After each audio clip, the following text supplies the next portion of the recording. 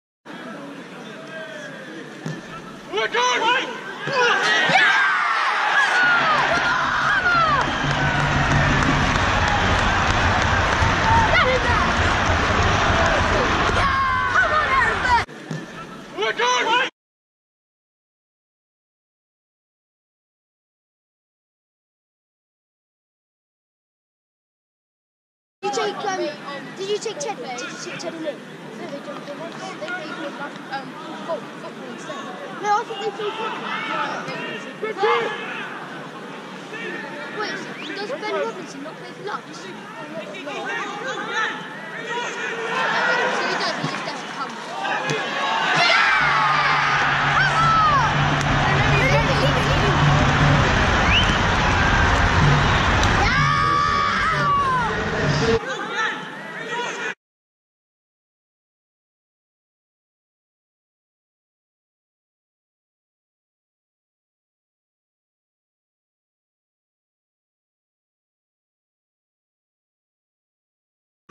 Sorry, his name is just not sorry.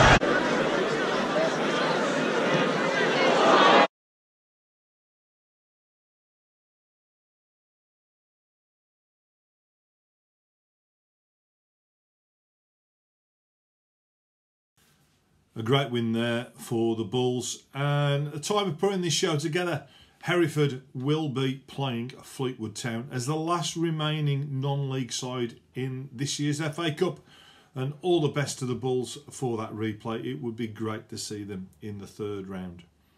Into the evo-stick Premier Division now, and only 2 games took place last weekend, and they were both in the north, not surprisingly.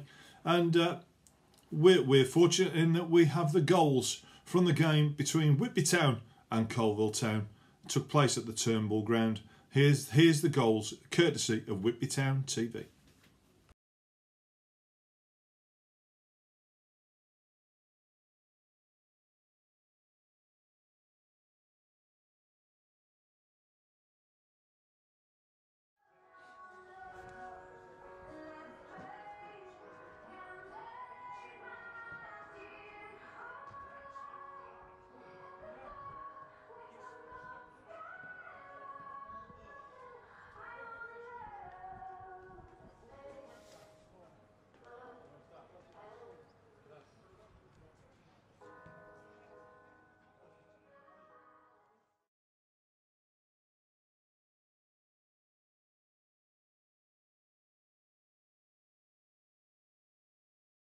Well, I hope not. Clearance from Whitley. I don't know why that came through my head, but I did think you were going to say he got hit by a bus. Oh, Whitley's in no man's land here. Dangerous. Watson attacks for Coalville, makes his way into the box and scores. Terrific finish from him into the bottom left corner. Solo effort from Watson. In off the left hand side of the box. It missed judgment from Whitley, who was a little bit in no man's land there, but a terrific solo finish from Watson. And what was I saying earlier on?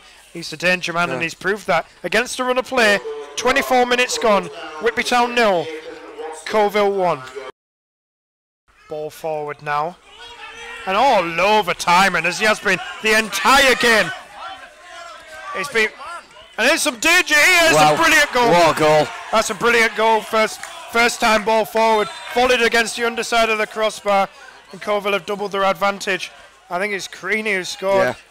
Terrific ball forward. The number 9, Dan Creaney. First time volley against the underside of the crossbar. Whitby was still complaining about what I thought was a blatant foul on Matt Timon. That Pooley just screaming his name down the centre forward's ear for 90 minutes. Yeah, I know. I miss it anyway. I think Coalville are going to have a chance to make that change now, or are they just maybe waiting it out for a second? Whitby Town 0, Coalville 2. Story of the season. 16 minutes left. What can the Blues do? Can they get back into this game? Well held up by Timon! Yes! Get in! Marty Timon, take a ball! Get in! 20 yards out, chest it down, hammers it first time into the bottom left corner. Why does he pick him, they ask, for things like that? Where'd you pull that from, Matty? What a finish. Come on, Blues! And that's lifted about 200 people. Yeah. Zone up there. Here's the ball forward. It's just on, direct. Here is Doug Campbell. Right on the edge of the box. Oh, his touch is awful. He's right on the keeper. It's a penalty. Come on. It's a Blues penalty. Campbell's touch was awful. Corton came to meet him, and his collision was awful as well. His arm was out. Campbell was fouled, and Whitby have a spot kick. It could be John Campbell's last moment of the game. Corton gets a yellow card. It could be Corton. Corton could score a penalty and then just saunter off into the sunset. Like the littlest hobo. Oh my God. Great programme. Great programme. Google it. 10 minutes left here. Opportunity knocks for John Campbell. Come on, John. From 12 yards. Put it in, John, please. I'm begging you. Yes! 2-2! Get in! 2-2 at the Turnbull ground! Get in! Oh, it's Desmond's! It's Desmond's!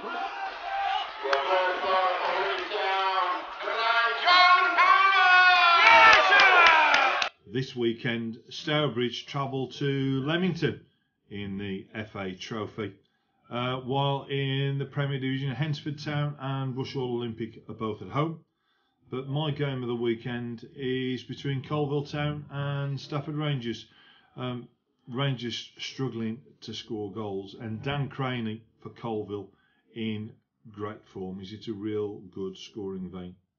Into the evo-stick south, and 4 games survive the weather, with supporters working wonders at the Scholars Ground to get the game on between Chasetown and Stamford. Here are extended highlights courtesy of Peter Ray.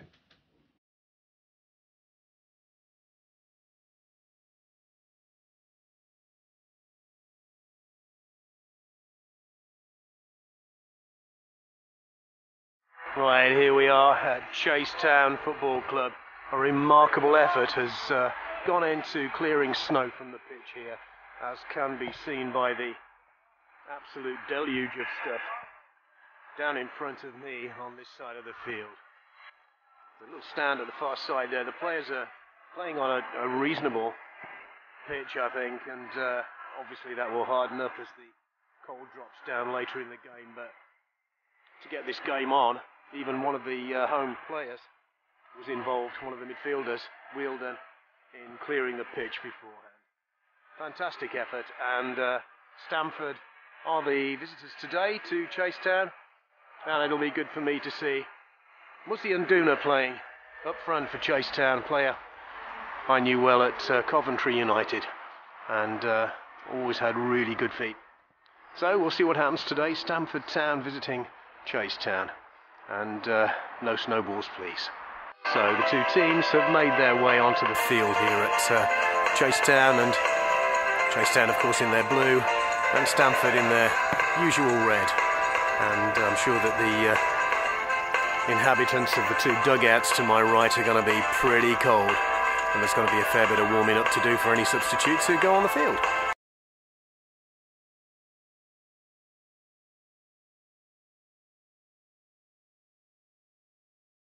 Long ball hit forward by Winter for the home side. It's come out towards Baker. Baker chased by Brad Adams and by Duffy. But he's done well. He's got down the line and should get the cross in. And it is a really good cross. There's a chance now at the edge of the penalty area, but the ball is hacked away by Armstrong. And that was a very good cross from the right-hand side. And Chasetown threatened for the first time there. Right side throw now for the Scholars. But that ball's cleared, knocked forward by Irwin. There's a quick ball played away, and there's a chance for the visitors to break on this now. Partial challenge by Winter. The ball slipped inside. There's got to be a chance for a shot at the far post. It's a low shot, and it's in the bottom corner. And it's the fullback who's got it, and that's George. But Chasetown were caught pretty open on the break there. Stamford, the scorer is number 2, Ben George. And Chasetown have got an awful lot to do now, right from the start. Once again the ball breaks down from the Chasetown clearance. Stamford certainly finding their men a little bit better. Header away by Winter. And a really good shot by Liam Adams, and that's only just about a foot and a half too high. Good try. And taking the throw. Brad Adams with defender on his back. Liam Adams gets the ball in. Oh, there's got to be a goal. Oh, and it's saved on the line by the goalkeeper. He did very well. Morgan didn't really get hold of it, and there was a partial save by Pond, and he scrabbled about on his line to grab hold of the ball. So a bit of a let-off there for the Scholars. Irwin trying to set things going, and Cox helps him. Ball is out to Nduna. Inside it goes towards Langston. And although the home side was forced back on that occasion, they've pushed forward again. A little bit of a slip by number 7, who's Jack Lovett. But the visitors again attacking down the left-hand side. They've got a little bit of space because Baker hasn't quite got back after his supporting role.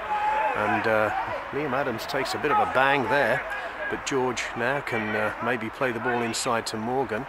Morgan gets there just about, and actually play on. And in comes the cross. Oh, and that's away by Winter. And the home side living a little bit dangerously.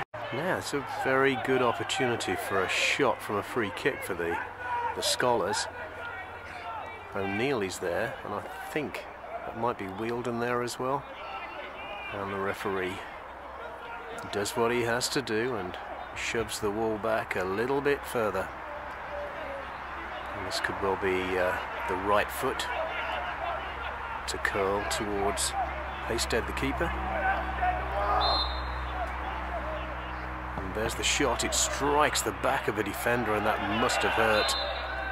And it's a corner. Wheeldon with the left side corner for Chasetown, who've started the better since the injury to their winger, but that's a header off target by the centre half.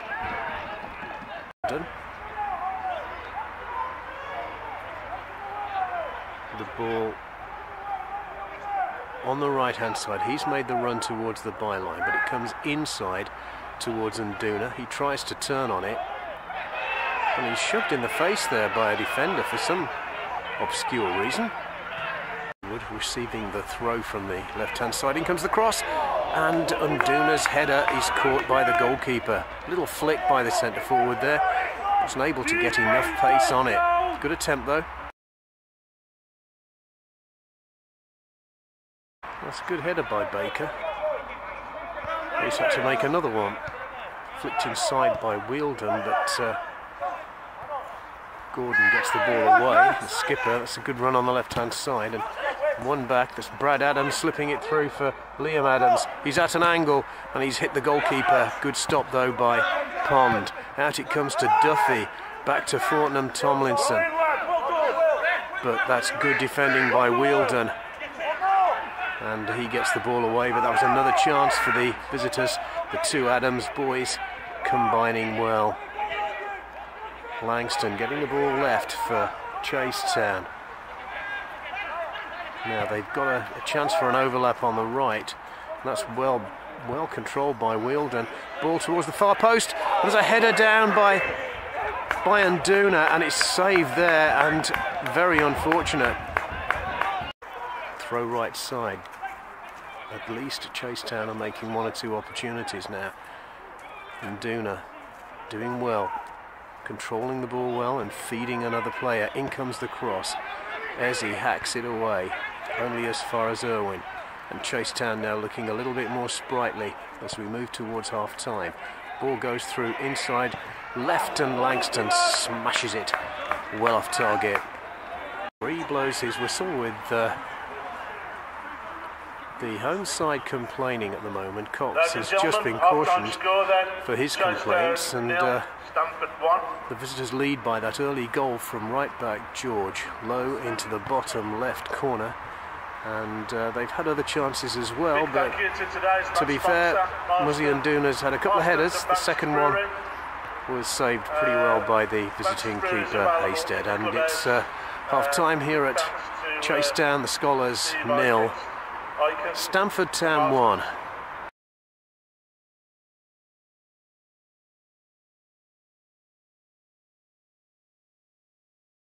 Wheeldon will take the right side corner for the hosts. Desperate, of course, to get back into the game. It's hit low. The ball's over the head as he gets it away. That was O'Neill's effort, but well covered by Cox, because that could have been a break for the visitors, and he keeps going and does get the free kick. Now then, interesting free kick for the hosts, following the trip by Ezzy on Cox. No yellow card was issued, but this is a really good opportunity. It's dead centre, and Wheeldon's over it. And he's taken it, and the goalkeeper dives and pushes it outside. Good effort.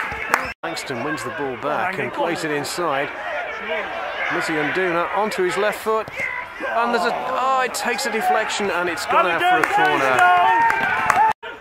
Ball won back by the hosts, but Stamford survived that. Out it goes to the right hand side again. That's a good pass, and the overlap involving Baker is effective, and he cuts inside onto his left foot.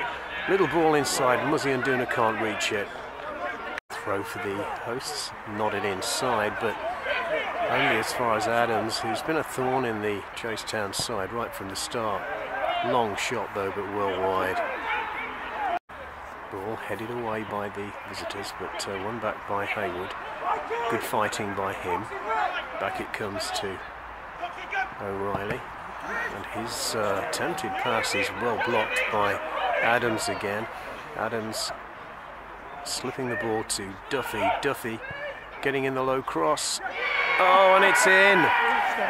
It's 2-0, and I think it's Adams who's got it on the break. And that's good news for Stamford.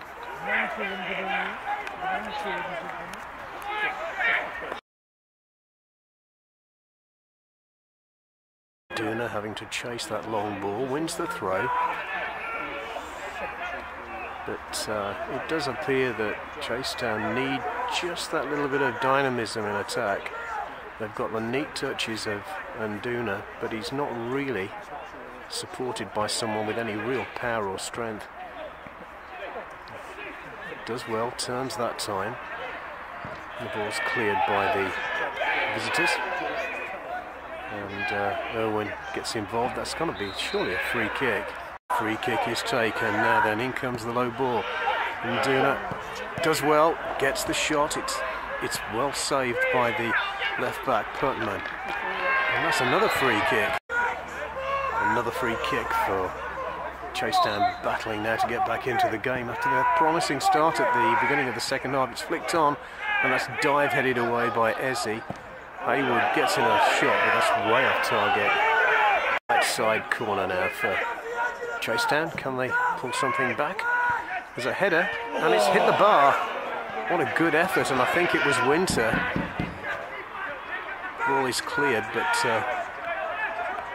Irwin gets it back. And that's a good period of attacking by Chasetown after recovering from that second goal, but the ball's been lost by O'Neill, and Adams doing well, but Duffy's pass is a little bit too far for him. And Pond clears it. Pond with the free kick for Chasetown. Still battling forward to try and get something out of the game. But Ezzy is very strong in the air, and that's the ball knocked forward towards Smith. Very vociferous Smith. Very powerful voice. Long ball played through by the hosts. Nodded away by Gordon. Yeah, there's a possible chance for a cross. And that's dropped onto the net. So another free kick for Chasetown. And this is some 28 yards out, I would say. Wheeldon will clip it in. Not a great deal of height in the home ranks, actually, but there's a chance for Baker. Oh, good save by the keeper. That really is a good piece of defending by the goalkeeper. Throw left side now. Good attacking by Chasetown on that occasion. Ball being dried as much as possible by O'Reilly for O'Neill. And he slings it towards the near post. There's a bit of pushing going on. There's an overhead effort, and it's poked away. Nobody could get in quickly enough. Wheeldon manages to retrieve the ball, and out it comes to O'Neill. He'll hit it in with his left foot towards the far post. Two players there, they can't get onto it. Haywood chases it, and the ball breaks towards Wheeldon. Does well, left foot shot, and that is just wide of a post.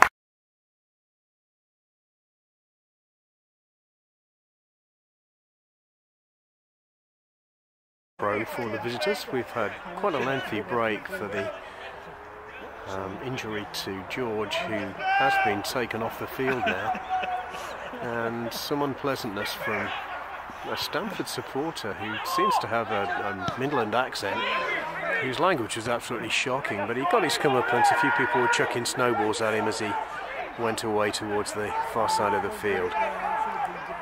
Shame they didn't hit him, really, but still. There's the ball played out towards the left-hand side. It's a good pass, actually, to O'Reilly. He hasn't got a great deal of choice. Plays it to Wheeldon, heads it inside. Irwin to Langston. Langston getting it right. And Baker makes the run at the defender again, but the ball comes out to the flank. In comes the cross. Wheeldon is there, heads it inside. There's a chance, there's a right foot shot, and there's a header, and it's gone straight to the goalkeeper. And that was Langston's header. And substitute Cater's shot, I think. He gets the ball forward to Smith, and out it goes to Adams, who's played really well in attack for the visitors. Never stopped running, he's worked so hard. The ball's been won back and knocked forward by Wielden, headed forward by Winter, but Armstrong does the defending and does it very well. It's John Challoner, of course. I used to see him play for Aldershot, but Irwin does really well towards the edge of the penalty area and gets the free kick. Free kick from a good position now for the hosts, but it's probably too little too late. We've got Langston there, we've got O'Neill there, and we've got Wielden there. Which one of them is going to take the shot, I wonder? Referee trying to sort out the defensive wall. 6 minutes of added time. 6 minutes of added time. And there's the shot taken, and it's gone wide of the post. O'Neill. Another corner for the hosts, and moving to the final minutes of added time here. Out it goes, though, to Baker. Baker slipping it out to the right again to Wielden. He gets the cross in, but not far enough. And it's cleared by the Stamford defence, and that sends Adams chasing down the left flank, and he's got very little support. In fact, he's got no support. Finally, Hollis gives him that little bit of support, but he's just holding on to the ball, basically. And back it comes to Pond. Pond lays it out to O'Neill. And O'Neill hits it left-footed, but that is the final play of the game, and Stamford have scored 2 goals in this game to beat Chasetown, who really did make a fight of it in the second half, and visiting keeper Hasted did make a couple of good saves in that second half as his defenders struggled to get the ball away. And so, final score here at Chasetown, the Scholars 0, Stamford 2.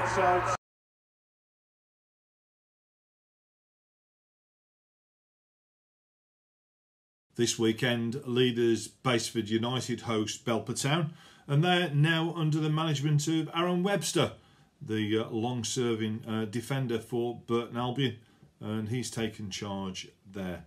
Second place, Alvechurch, they travel to Harrison Park to face Leek Town. That's my pick of the week. And spare a thought for Market Drayton Town. We mentioned last week that Carl Abbott, the manager, had moved on to join Corn. This week, both the chairman and the vice chairman left the club. I hope everything gets sorted at Market Drayton. Hate to see a club in such disarray. Into the Midland Football League, the Total Motion Midland Football League now. Only one game survived the weather in the Premier Division, and it's Carl Abbott's Quorn. They beat Hormond 1-0 at Farley Way, and one of the old Hinkley players, Ryan Seal, got the all-important goal. This weekend, standout game in the Premier Division has to be first against second at the CKW Stadium. 2 sides in great form, always worth watching when Sporting Calcer meet Coleshill Town. Should be a really good one. Elsewhere, another one to look at is at the Victoria Ground, where Worcester City host Shawbury United. Now, when the 2 sides met at Ludlow Stadium, Shawbury upset the big guns. Can they do it again when they travel up to Worcester? There's also a local derby at Stourbridge Road, where Lytown host Bromsgrove Sporting. Into Division 1 of the Midland Football League now, and there were 4 matches took place last weekend. Quite remarkable when we see the amount of postponements elsewhere, and every single one of those games impacted the top of the table. Leaders Leicester Road stay top. They had a 2-0 win over Bowlall Swifts, and in the local derby at Nuneaton Griff, Hinkley left it very, very late to get a winner, and they're winning that one 2-1. Atherstone Town travelled to 5 Acres to face Littleton. Here are the highlights, courtesy of Mark Brooks. Luke Shorthouse with the throw for the Adders again. Into Baxter, back to Luke Shorthouse. It's a deep ball towards Norton. Norton heads it across, yes, it's Village. It's a super Adders goal. And they take the lead. They haven't been at their best, but that's a sign of a good side, isn't it? 1-0.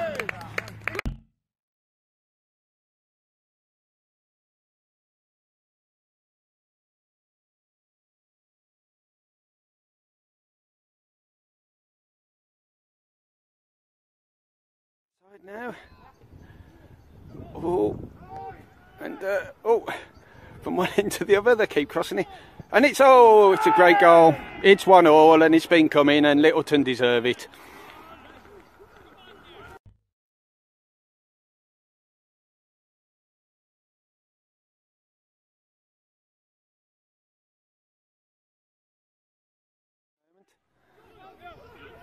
Oh, what a good effort, and it's just wide. Now it's Ash Gray. Gould's wide if he wants him. He gives it to Jonathan Gould. It's a decent ball, yes! Oh, what a save by Bunn! But is it over the line? And Norton was convinced. And oh dear, oh dear. Well, they haven't given it.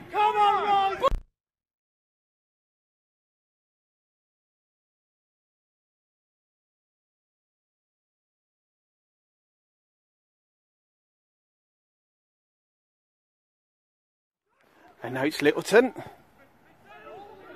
Oh. And oh, what a save from George. It's outstanding. Cross comes in. Oh, it's a good goal. And they take the lead. And it's going to be difficult now for the 10 men of Atherstone to get back into this game.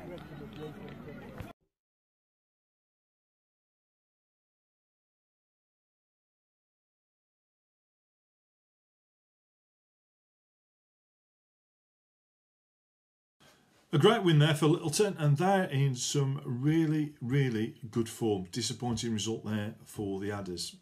Now, last weekend, Jumpers for Goalposts were invited along to the new Manor Ground to film game between Ilkeston Town and Walsall Wood. Now, unfortunately, travel problems meant that I couldn't make it. However, Russell did, and we can now bring you some fantastic extended highlights from the new Manor Ground. This is Ilkeston Town versus Walsall Wood.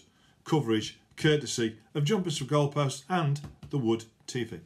So your two lines once again beginning with Walsall Wood, you go on 1 Lloyd Hanson, 2 Craig Egan, 3 Alan Cody, 4 Carl Rowley, 5 Callum McFarlane, 6 McCarthy Rich Trolley, 7 Jordan Fitzpatrick, 8 Megan Walker, 9 Paul Sullivan, 10 Sam Agar and 11 Bruce Hayden. On the minutes, 12 Tony Clark, 14 Stan Misha, 16 Peter Till and 17 Jake Humphreys.